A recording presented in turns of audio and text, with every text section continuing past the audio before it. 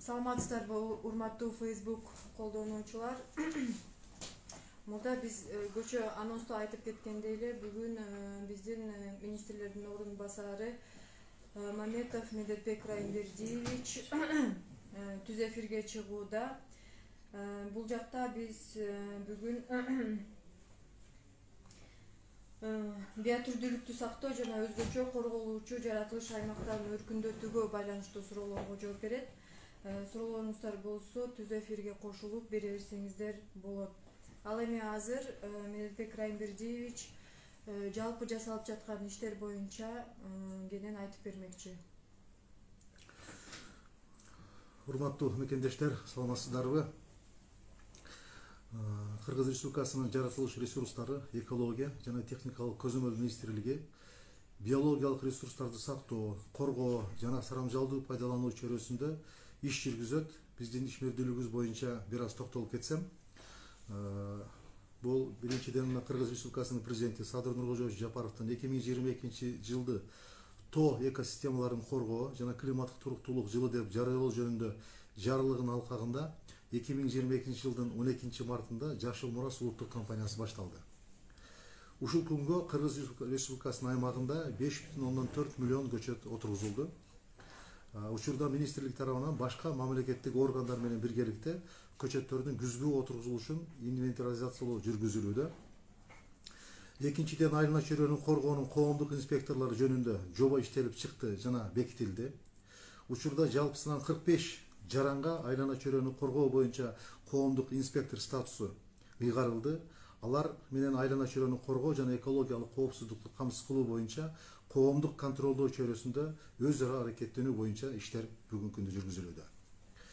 Андан кийин министрлик тарабынан 2023-2026 жылдары Кыргыз Республикасынын аймагында жапайы жаныбарлардын айрым түрлөрүн олжолоого Кыргыз Республикасынын Жогорку Кеңешинин депутаттары, Кыргыз Республикасынын Улуттук илимдер академиясы жана көз карандысыз уюмдар менен бирдикте Марко Поло аркарларына, тоо эшкилерине, эликке, каманга, уларга, ошондой эле деңиз деңгээлинен 2000 метрден жогору жашаган карышкыга убактылуу туй салууну киргизүү боюнча иштер жүргүзүлүүдө.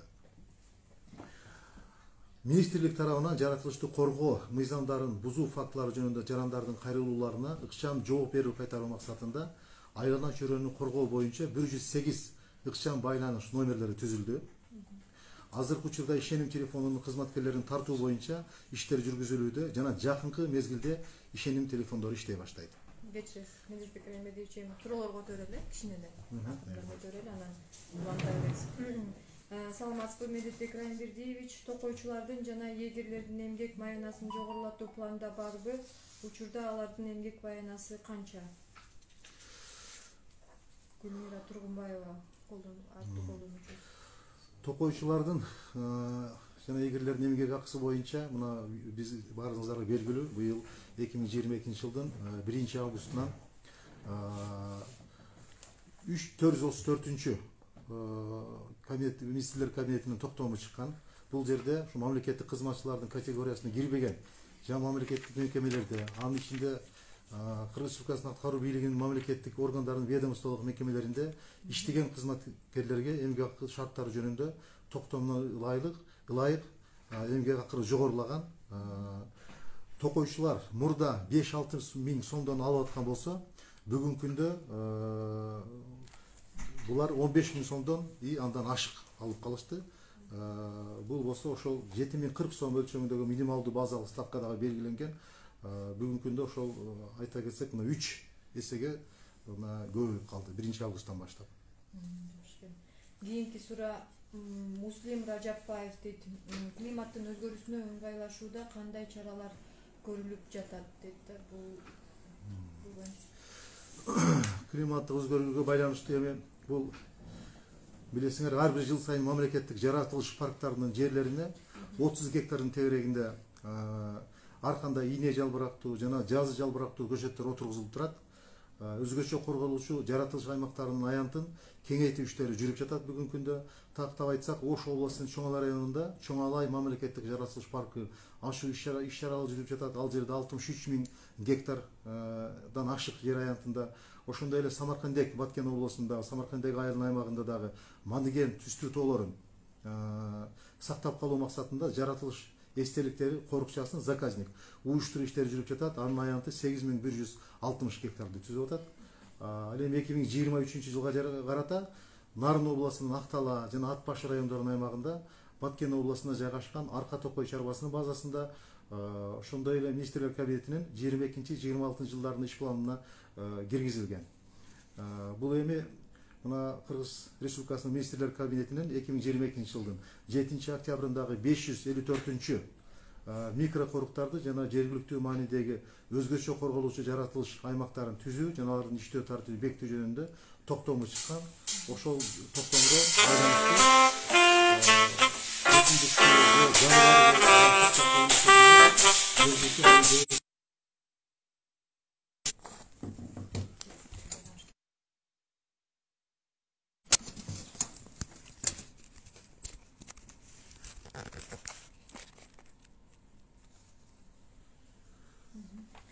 Улантырсек, Азиз аттуу колдонуучубуз, саламатсызбы? Мен Токой чарба тармагында иштейм.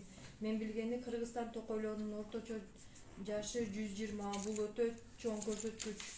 Карыган бактардын саны көп экендигин билдирет. Кандай ыкма менен күрөшүү пландары бар дейт. Эскирген бактар менен. Туура суроо. Бул Токой жайгаштыруу жана Токой чарба практикасында Токойдун жаш курагы бөлүнөт. Булар ийне жалбырактуу дарактар 120 жаштан баштап жетилген болуп эсептелинет. Ал эми жалбырактуу дарактар 60 жаштан баштап жетилген болуп эсептелет. Бирок бул Токой курагынын чектери Токой чарбалык баалуулугу жана өндүрүштүк жыгач алуу үчүн берилген. Ошондой эле Кыргыз Республикасынын Токой кодексине ылайык Кыргызстандын токойлоруна жаратылышты коргоочу, экологиялык, санитардык, гигиеналык, ден соолукту чыңдоочу жана башка коргоо функцияларын аткаруучу болуп саналат. Жана Токой чарбалык маанидеги категорияга булар кирбейт. Мына быйыл 22 жылдын 12 мартындагы Кыргыз Республикасынын президенти Садыр Нуролжо Жапаровдун катышуусу менен аларча Кыргыз мамлекеттик жаратылыш паркынын аймагында Жакшыл Мурас улуттук компаниясы башталган. Буюрса 2030 жылга чейин ушул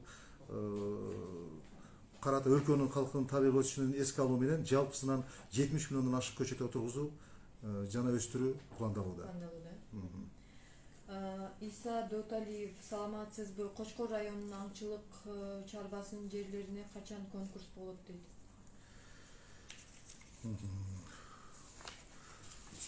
Кочкор району боюнча бизде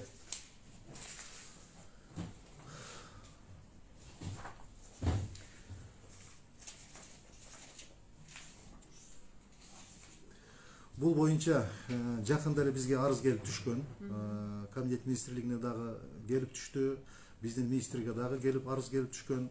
2021 жылы Гаос ЛХ агентство болуп турган мезгилде конкурс өткөрүлүп, бирок ошол конкурска кол койгон кызматкер, ошол комиссиянын төрагасы ошол убакта отпускада болуп турган мезгилде кол коюп койгондугу үчүн ошол убакта Гаос ЛХнын жетекчиси тарабынан кол коюлган эмес, мыйзамсыз болуп калган. Ошондуктан бүгүнкү күндө ошол теге жаңы коомдук совет түзүлүш керек болчу. Ошол коомдук кеңеш. Ошол коомдук кеңеш түзгөндөн кийин бул кабинет министрликтин токтому менен түзүлөт. Ошол түзүлгөндөн кийин анан башкадан өткөрүлөт. Бул маселе бүгүнкү күндө биздин министрдин да көзөмөлүндө турат. Жакын арада мен ойлойм чечилип, кайрадан өткөрүүгө мүмкүнчүлүк жаралат. Наргиза Түмөнбаева, Кыргызстандын аймагында канча корук бар жана алардагы абал кандай?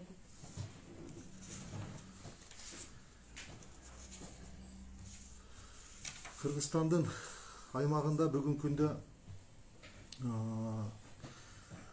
корголуучу, өзгөчө корголуучу жаратылыш аймактарынын аянты көбөйүүдө. Жалпы аянты 1.476.000 гектарды түзөт. Ал эми бул Кыргызстандын жалпы аянтынын 7,38% гана камтыйт да.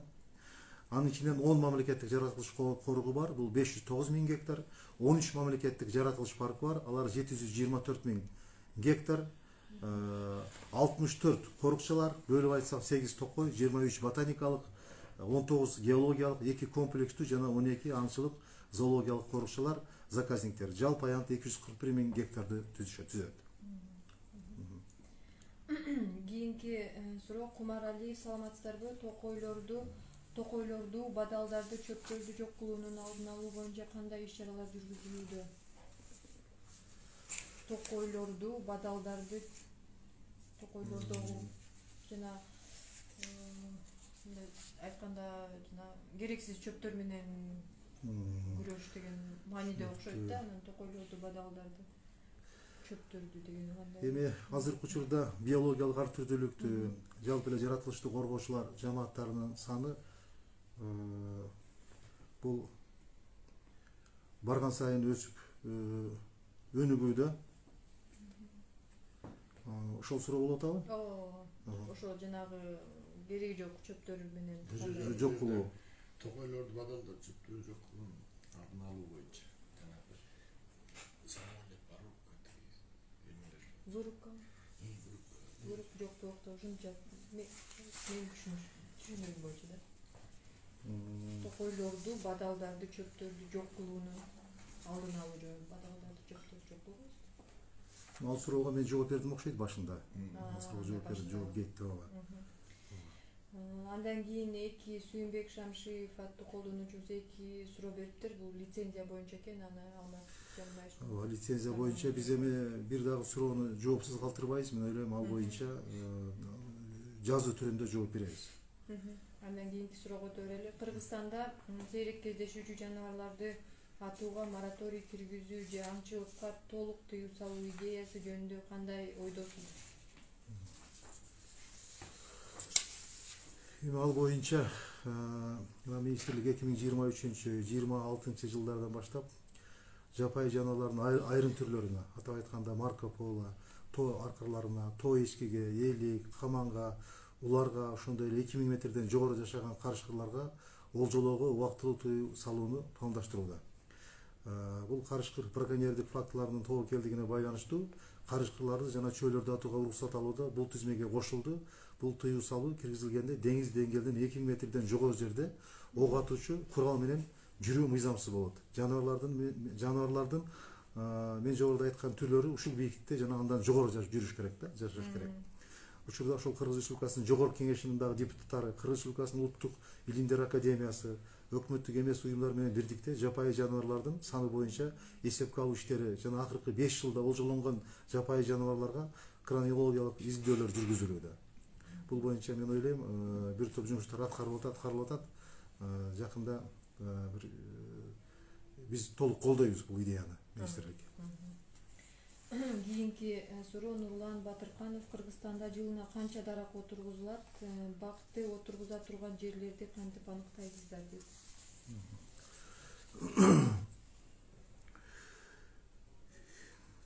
Быйылкы жылы мына 21-жылдын 25 декабрында 352 токтом менен министрлер кабинетинин Кыргыз Республикасынын 226 жылга чейин өнүктүрүүнүн улуттук программасы ишке ашыруу боюнча Кыргыз Республикасынын министрлер кабинетинин иш-чаралар планы иштелип чыккан. Ошондо пункттардын бири бул токой отургузууга волонтерлорду, студенттерди, мектеп окуучуларын, жергиликтүү калкты жана башкаларды тартуу боюнча токойдун аймагын көбөйтүү деп белгиленген. Жыйынтыгында 26 жылга чейин жыл сайын бул көчөт отургузууну көбөйтүү пландаштырылган. Быйылкы 22-жылы 6 миллион болсо, 23-жылы 7 миллион, 24-жылы 8 миллион, 25-жылы 10 миллион, ал эми 26-жылы 12 миллионго чейин жеткиребиз деген план бар. Ал эми бул бактарды кайсы жерге отургузуу керектигин жергиликтүү бийликтер өздөрү аныкташат. Алар тиешелүү мамлекеттик органдар менен биргеликте бактарды отургузуш үчүн иш-чаралар планын иштеп чыгып, ошол иш-чаранын негизинде кайсы жерге кандай кылып отургузушат өздөрү чечет. Ошол иш-чаранын негизинде бул иш ишке ашырылат. Анан бул жакта да бир суроо бар экен. Егерлердин, токойчулардын формасы боюнча кандай иштер аткарылып жатат дейт да. Бул боюнча менимче көптөн бери боло элекпи же биринчи жолу по-моему болуп атат. Быйылкы жылда, мына быйылкы жылда биз егерлердин көпчүлүк бөлүгүн бүт форма менен обеспечить еттик. Буюрса бушлат, кышкы, жайкы кийимдер, бут кийимдер, кышкы, жайкы баш кийимдер баары менен обеспечить еттик. Бүгүнкү күндө бул жагынан мен ойлойм проблема болбош керек. Бул боюнча мындай катуу көзөмөлгө алып жакшы жумуштар кетип атат бул тараптан. Ушул эле суроону Нора деген колдонуучубуз бериптир. Биз окуп кетүүгө милдеттүүбүз. Саламатсызбы, эмне үчүн айыл кызматкерлерге форма берилбей атат дейт. Бар айыл кызматкерлерге форма берилет. Форма бар. Жана ишмердик боюнча Мен маалымат берип коеюн, жана улантып коеюн. Ошол жана жапайы жаныбарларга мониторинг жүргүзүүнү жакшыртуу максатында эл аралык уюмдар менен биргеликте Хан Теңири мамлекеттик жаратылыш паркында жана Сары Чат Эр Таш мамлекеттик жаратылыш коргоунда смарт пилоттук долбоору жүргүзүлүп, смартфондордун жардамы менен оперативдүү мониторинг жана маалыматтарды чогултуу ишке ашырылууда бүгүнкү күндө. Андан кийин Кыргыз Республикасынын Улуттар илимдер академиясы менен макулдашуу аркылуу атайын уруксат берүүчү комиссия тарабынан жаныбарлар дүйнөсүнүн объекттерин чет өлкөлүк аңчылыкка пайдаланууга берилген атайын уруксаттардын саны бүгүнкү күндө марка пол аркалары 140 баш 98 миллион, тоо эчкилери 464 башка 46,4 миллион сом, ал эми элик 11 башка 330 миң сомго берилген. Ал эми республикалык жана жергиликтүү өз алдынча башкаруу органдарынын бюджеттерине түшкөн финансылык каражаттардын суммасы 94 миллион республикалык бюджетке, 50,7 миллион.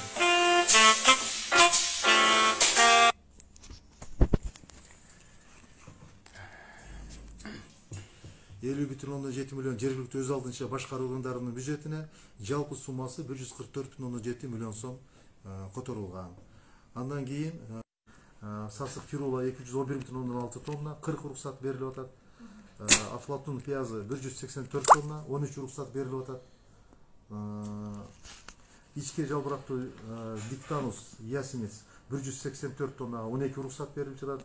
Аканит 38,5 тонна, 6 уруксат берилип жатат. Ит мурун 370 тонна, 1 уруксат берилип атат.